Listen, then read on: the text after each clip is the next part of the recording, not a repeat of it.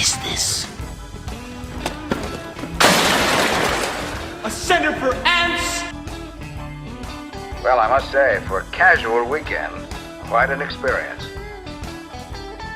You allow this sort of thing in your department, you're basically saying it's okay. No, I'm saying that I don't care what they do as long as my life isn't interrupted by pointless conversations like this one. Shut up!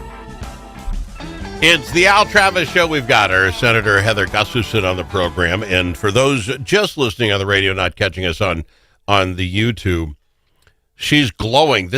Christmas is Senator Gustafson's jam as she sits there, I presume. Christmas tree in the back. You look so happy. Merry Christmas to you and yours. Yeah, you too. Merry Christmas. I was just telling you before we got on, there's nothing like waking up early to Christmas lights, hot coffee, on the couch with my dog. It's great. The family in the house, you mentioned the kids are coming home and they get to be with you. I mean, it's just that, So are you baker or is cookies going off or... We'll do cookies. We meant to do it last weekend. That got too busy. We'll do them eventually. Yeah. Okay. And then is there a feast involved? Do you include food in your Christmas repertoire? We do. We don't have like a standard one. So we took a poll. We were either going to do venison or a pot roast. We decided on the pot roast because my husband will be in the kitchen a lot less. So we want to hang out. So yeah. You're hunters. I love the venison idea. It's really steak Diane. I don't know if you've ever had that. It is my kid's favorite. Oh my God. Wow. So good. Yeah. See, there was a time we had this grocer who did, we call them Flintstone ribs. I mean, the massive rib, and the rib stuck out, and my kids thought it was hilarious because I like barbecued ribs. So we'd have ribs for Christmas Eve. Yeah. But no one's going to be around. So my wife looked at me and said, what are you going to have? I was like, I don't care. It's not as much fun if it's just, you got to have a group. But anyway, Merry Christmas to you and yours. This is your holiday, though, right? I mean, when I mentioned that people to watch, you glow about it. You talk about your kids coming home, and that's fantastic. I mean, nothing against Halloween people, nothing against, it's all great, but there's nothing like Christmas. I would completely agree with it. And it looks like the weather, I know where you're at. The weather seems to be picking up. The roads are clear. Yeah, I mean, you have this. We got plenty of snow. It'll be gorgeous. All right, so enjoy your holiday. Thanks for doing the program. I want to throw a couple things out to talk work as long as we're here. The U.S. House Oversight Committee is now going to look into Minnesota. I think you got to look at the transportation guys, the education people, Health and Human Services, now the Oversight Committee, U.S. attorneys. They say there's no such thing as bad press.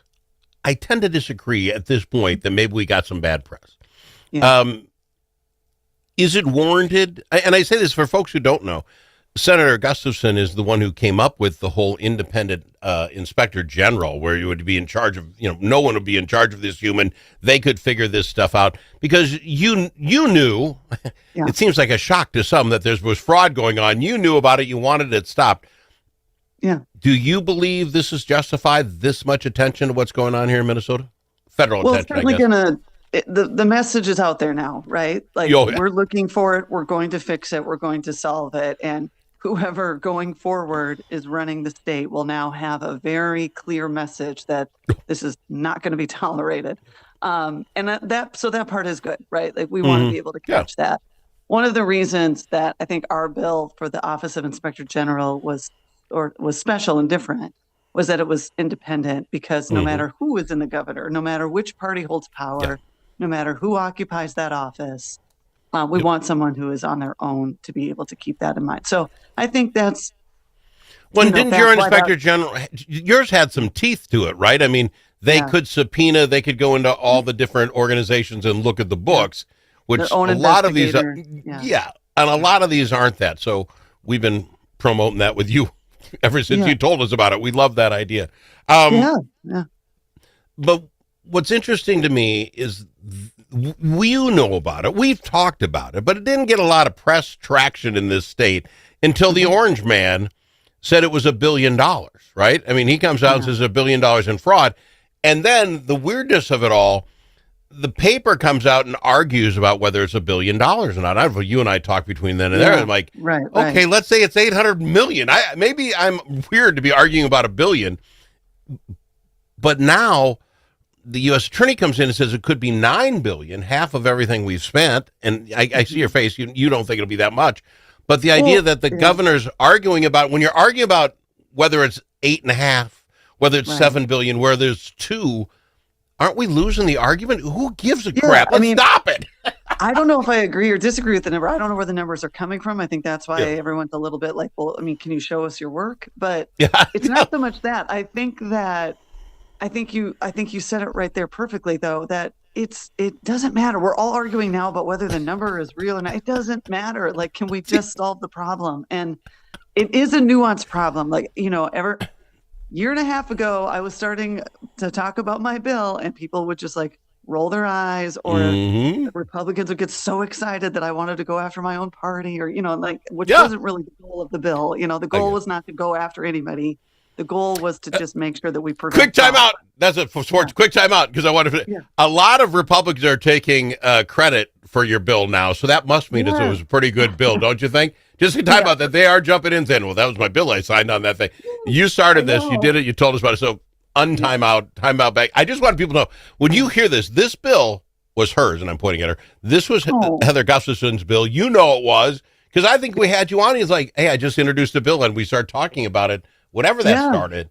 And I just talked to a reporter yesterday. He was like, I don't know if you know this, but we talked on the phone about this bill 1 year ago on the day. I was like, yes, so this isn't new for me.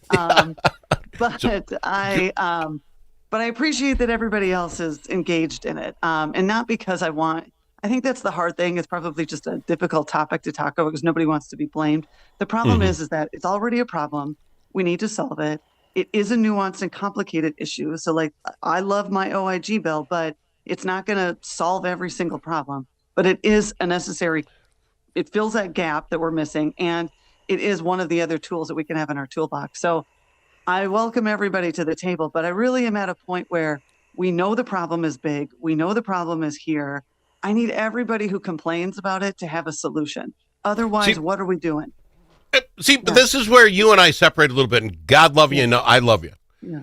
Is that you say it's a nuanced problem. The IG thing is, the IG guy can go out and figure it out after the problems happen. Hey, this is going on, and throw solutions. So the problem's already happened. Now we know the problem is going on, right? 14 programs, it's going on. The solution is all of us in Minnesota have to accept more out of the people we hire, from the governor to the commissioners to everyone running this program. We set things up to be stolen. The more and more I look into like just the autism center setup, yes, we have kids with autism. It's a growing problem. We would like, you and I, we would like to be compassionate and help. Right. Evidently, we said, here's the checkbook, go get it, guys. And you didn't have to be a teacher. You didn't have to be a healthcare professional. Your kid didn't even have to have a diagnosis of autism. And there's enough money in it, which is crazy to me, to actually pay the people kickbacks to still get enough money that you could get super rich. Yeah. Maybe our government program should have enough guts in them that there's enough money to pay for kickbacks. We set it up wrong, and that's on us. And that's why I don't think it's a complicated problem. We need to sit down, each of those committees, and say, here's the new rules. You have to have autism to get in the center. You need a doctor who said you have autism, and then the center has to have some ability to help you. Well, with autism. Is that area oversaturated with those types of assistants already? Like, does your city need another one of these, or are you does that match the population's needs right there? Was it the help, the assisted living piece, that one when they closed down, they said like 3,000 more beds now available than we think people that need it? How much profit is in it? That these people, I don't care, I'm going to set one up. There's plenty of money to be made. That's where you follow the money. You're like, there's no other. The hotel business doesn't have 3,000 extra beds in a town because maybe they'll show up. You get my point? Right. It just seems we could be, and I point at you and I, me with a cigar, and I don't know if you do cocktails, we could sit down and figure this thing out in about 3.5 hours. Just take each one, what's common sense, and I think it stops. You got to pass the law. I think it can be stopped, my opinion. The thing is, when I say it's nuanced and complicated, it's because once you sort of pull back the curtain on everything that's going on with DHS, and I'm not talking about fraud or the agencies or all of the stuff like that. I'm just talking about how complicated social services are in general. Yeah. And then you mix in the federal government too, because so much of that comes from federal dollars. Yeah. It does become a little bit like, okay, what are we allowed to do here? What are we not allowed to do? And it becomes a mess. I don't want that to stop us, though, from being able to run our agencies efficiently. So, I mean, you're right. Like, and this is where we do need, grown-ups to come to the table and let's talk solutions and what can we pass? What can we work on? What do we need to fix 100%. Right now? What can we do right now? What do we have to wait for session for? All of that. And I think we got to get back to, I think you and I would agree we would both be trying to get to the same spot, right? We want Minnesota to be better. I think you and I, and we're from different sides. I think a huge problem is Orange Man is bad. We don't trust the other side, right? And that goes both ways. We don't trust the other side. This SNAP thing, I was reading something where they want all the SNAP information at the federal government. I know they're paying for it. I don't know why they can't have it, but we're not giving it up. 21 other states aren't giving up that SNAP information. The problem is some people get SNAP from 5 or 6 states at the same time. Well, if we don't share that info, that's going to happen. It's going to go over and over again. You look at the Quad Cities and some of those, they're real bad. They can just go around with post office box. Why would we not want to stop that? In my opinion, just send the information, names, addresses, and let's stop it. But we're not. But that's because we worry the other team's going to get a win by figuring it out. We got to stop that. I mean, I think that's a fair analysis, right? Like there is it took me a long time in the Senate to get Republicans to trust me on, say we can work together. I promise you. So I understand that. I think the problem with Trump that really makes it difficult to take people seriously is the fact that he is so corrupt. And so it's a little bit like listening to somebody who is, bankrupt give you advice on how to manage your money. And it's frustrating. And so the messenger is missing it out. I mean, he does all the stuff he does and then lectures us about what's going on in our state. I understand. I get that, but then this is why then the bad guys can do what bad guys do. The good guys don't trust each other, and then it just opens this chasm. I want to go to break. I have to go to break. I got to go to break. God love you. I got to go break. I will come back with, do you think the Inspector General Coordinating Council, the OIGCC, which was set up in September, or Mr. Tim O'Malley, who I think is Superman without the cape, can they do anything? Because what teeth do they have? I want to talk about them on the other side. Is that all right? Yeah. She's Senator Heather Gustafson on the Al Travis Show. Think about it. A famous politician once said, "You're entitled to your opinion, but you are not entitled to your own facts." But in a world full of AI and fake news, where can Minnesotans find the facts? Center of the American Experiment is Minnesota's go-to source for fact-based analysis and common sense solutions for taxes, energy, public safety, and our kids' education. Visit AmericanExperiment.org for more information. Think About It is brought to you by Center of the American Experiment, Minnesota's think tank. I want to talk to you about saving a veteran's life this holiday season by giving to the Bravo Zulu House. This year, more than 6,000 veterans have taken their lives, leaving their families devastated this Christmas. Veteran suicide can be stopped, but we must fund solutions like the Bravo Zulu House right here in Minnesota, the only all-military sober home helping veterans with PTSD. Please save a veteran's life by donating today at bravozuluhouse.org.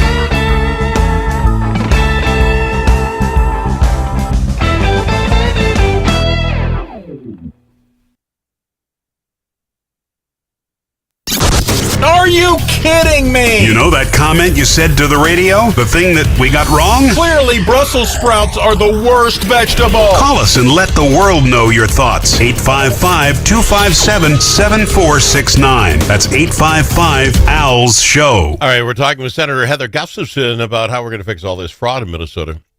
You had that fraud in Office of Inspector General. Everybody loved it. We loved it. It didn't get even heard in the House. The governor came out very end of the session, if I'm not mistaken. He had an Inspector General bill he wanted, but would report right to him, which didn't go anywhere. They did get up this thing called the Office of Inspector General Coordinating Council. Yeah, people are like, what? And then last week he came up with this new director of program integrity, Tim O'Malley, FBI guy, judge guy. I seriously know he has Superman's, tattooed on his chest. Sounds great. Yeah. But what can any of these people do? What does that mean? You just created a job for a guy that can do what? Do you know, Heather? Senator? I mean, I think it's, you go through the list. A lot of it sounds very similar to what we wanted to do with the OIG. So, right, Yep. go through agencies, look for any, sometimes it's fraud and misuse, not abuse, right? It could just be that it's a computer error. It's not nefarious, all of that. Yeah. I think that's great. You could recommend legislation. You can kind of be able to compare data from each of the agencies to make sure that there aren't people that are, working and trying to go after different agencies and take money from different places. All of that is fantastic. It is an investigative piece. That's great. That was part of the OIG. The problem is that this is all still internal, and it still is at the direction of whoever is in charge at the time. And I think what we need to do is start to look at both sides, need to stop thinking from the point of view of their party and think about just in general, what is good governance? And why we like the OIG is because it is independent. They are actively nonpartisan, if that makes sense. And that is my concern. Yeah. And I love that. And going forward, that makes all kinds of sense. I don't know what an OIGCC, get rid of the OIGGC. I don't know what it is. Yeah. But I will say that like we need something in statute, and only the legislature can do that. And so This is what I want you to pass. All this stuff going forward, we're going to figure out how to do better. I think you guys can do that. Sit down in committees. Let's do it. Invite me over for a cigar. We'll get it taken care of. But I want someone to be penalized for what happened. Yeah. Something has happened, and so far as we know, no one's actually even gotten strongly worded letters in their jacket for work. We're going to see some people who got millions of dollars go to jail for 18 and 20 months. But no one who is responsible for our money is getting it. And this is me talking as Al, the right-wing knucklehead. I want to see somebody held more accountable than just whether they got voted for or not. You know what I'm saying? I don't know how you do that. What I would love you to do, Senator, is that your next bill is we're going to flood the zone with lawyers. Because those that were in the millions of dollar ranges, right, those we find at the top, and we're going to go after them. How many little knuckleheads are out there only did $100,000 a year? We're just stealing a little here and a little there. And they're going to get by with it because there just aren't enough lawyers in the AG's office or the U.S. Attorney. Let's go flood the gate with lawyers. We're going to go get these guys. And we're going to get everyone who stole from our children, everyone who took money to pretend their kid had autism, so some kid with autism to get their money. You know what I'm saying? I almost want vengeance, which makes me feel really bad. It's Christmas time, Al. Merry Christmas. But you get my point. There are going to be a lot of people that are going to get by with what happened here, and that even makes us more prime that they'll do it again. Yeah. I mean, keep in mind, though, like, not everything's a headline. I know, like, Ramsey County, Anoka County, they have their attorneys do that, and it's a smaller scale, so it maybe doesn't grab the headlines as much, but they are working hard. And then if they need more money for more lawyers to get them, go get them. Go get them. That's all I'm saying. I'm willing to put money towards that to make it stop, because they came up with a new term. What was it? Fraud tourism? Yes. Ow! That hurts when they're making up terms. But two guys from Pennsylvania drove here because they were told all you got to do is turn the spigot on, and they got found for $3 million. How can two knuckleheads in Pennsylvania know that, and we here in Minnesota didn't know how to turn it off? You know what I'm saying? That's sad. You know what's sad? We're done for the year. I'm not going to get to see it to 2026, but I can't thank you enough. You're a blessing for the program. You come on all the time. You're always You're always honest with us, and I thank you very much. And I hope you and yours have just an absolutely wonderful Merry Christmas. You too. Be safe. Right. Get some relaxed time. Yeah. The worst football games ever will be on TV. I plan on once the presents open up, sleeping the rest of the day as the Vikings are on the rest. It's going to be horrible television. Thank you. Appreciate you, Senator. I really do. See you later. Bye-bye. Senator Heather Gustafson on the Al Travis Show.